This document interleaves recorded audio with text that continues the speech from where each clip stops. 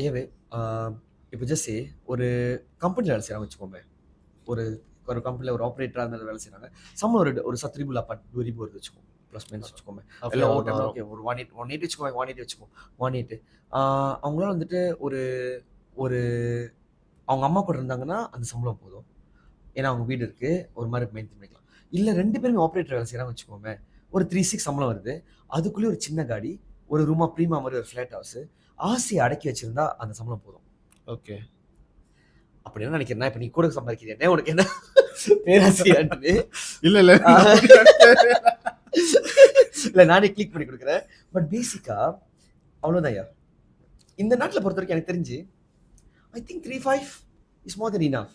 ஜேபியில் ஒரு உன்னால ஸ்டில் ஒரு ஒரு ஒரு ஒரு ரூமா ப்ரீமா மாதிரி ஒரு வீடு வாங்கிட்டு, ஒரு மைவி மாதிரி ஒரு காடி வாங்கிட்டு, நீ வருஷம் ஃபுல்லா கேல் புலாத்தியோமான் லங்காவின் சுத்துறதுக்கு உன்னால முடியணும். பை ரைட் பார்க்க போனா ஒரு 4,000 ரவுண்ட்ல சம்பளம் இருக்கிறவங்க இருந்தாங்க. 2 பேரும் ஹஸ்பண்ட் வைஃப் சேர்ந்துச்சுன்னா if it is each one of you earning 4,000 it is a big money. You don't have to go further than that. Okay. என்னோட கேஸ்ல கேளுங்க. நான் ஏன் இப்படி சொல்றேன், இது வந்து ஃபைனான்ஷியல் ஸ்டேட்டஸ் சொல்லலாமா? I know this is public but I'm just sharing this. நம்மளுக்கு படிச்சு முடிச்சுட்டு நம்மளோட அப்பாவோ நம்மளோட அம்மாவோ இல்லை நம்ம சீனியரோ யாராச்சும் ஒரு நம்மளுக்கு மென்டோரா இருந்து காசை எப்படி விளையாடணும்னு சொல்லி கொடுக்கலன்னா you will end up somewhere like me.